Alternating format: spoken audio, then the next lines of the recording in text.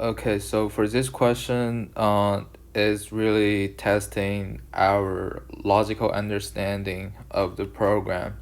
So, so this is a wait.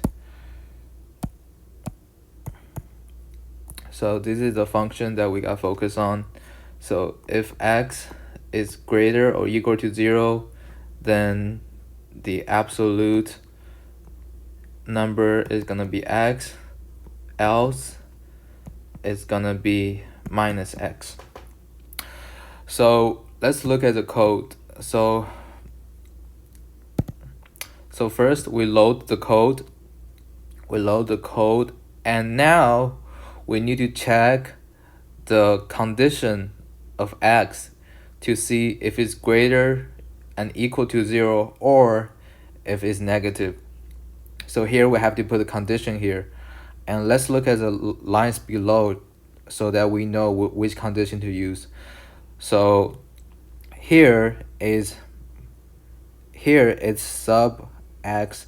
So here is a code that we need to reach if the value of x is less than 0. So we know that in Marie assembly program, for the if else statement, so we have to write a skip count statement, and then the skip count will skip one line and execute the next line. So here we have to write a condition so that when x is, so here we have to write a condition so that when x is less than 0, it goes to here. So the code for that would be skip count 0, 0, 0. So when x is less than 0,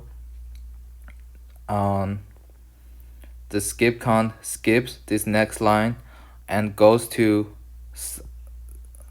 sub x, which is minus x. And now we need to think of this line. So what do we write in this line? So this line is when x is greater or equal to 0. So what do we have to write here? So we can see that if x is greater or equal to 0, all we gotta do is to store the value of x into the absolute number. So here we have to use a jump statement right here to jump all the way to this code where we just directly store the absolute number. So what we gotta do here is we got write jump to end if, so that if the value of x is greater or equal to 0, it skips the sub t line and goes directly to the store absolute line, and it stores the value of x into absolute number.